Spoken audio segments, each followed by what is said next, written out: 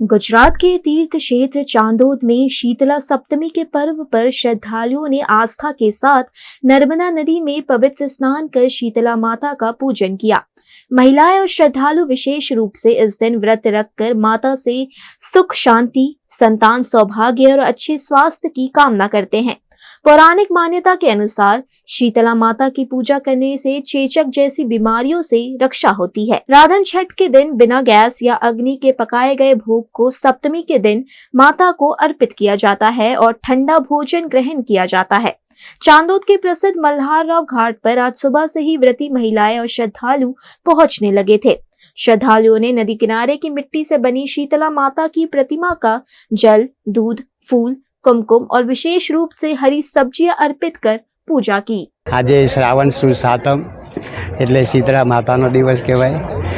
આજના દિવસે અમારા ગામમાં બ્રાહ્મણો નર્મદાજીના કિનારાની પવિત્ર માટી લાવી અને એની शीतला માતાની મૂર્તિ બનાવે છે અને એ મૂર્તિ દ્વારા આજે નર્મદાજીના કિનારે તમે જોઈ શકો છો કે બધા ભક્તજનો પૂજા કરી રહ્યા છે। આ शीतला સાતમનો દિવસનો મહિમા એવો છે કે પહેલાંના સમયમાં ઋષિમુનિઓ જે આપણા કંઈક ને કંઈક લખી ગયા છે એ આપણા ધર્મ એ વિજ્ઞાનની જોડે જોડાયેલો છે કે જે ઋષિમુનિઓ લખી ગયા છે એની પછવાડે કંઈક ને કંઈક કારણ હોય છે। તો આજે शीतला માતાનો દિવસે शीतला માતાની પૂજા કરવામાં આવે તો પહેલાંના સમયમાં જે બાળકોને शीतला થતા હતા એ ન થાય અને બાળકોની અને કુટુંબની રક્ષા થાય એટલા માટે આપણે આ शीतला સાતમના દિવસની ઉજવણી કરતા હોય છે। આજે તમે જુઓ છો ત્યાં લીલોતરી ગિલોળીના વેલા ચઢાવવામાં આવે છે કારણ કે પ્રકૃતિની સાથે આપણે રહેવાનું હોય છે। એટલે આજે આપણે આ शीतला સાતમનો દિવસ એ ખૂબ મહત્ત્વનો દિવસ છે।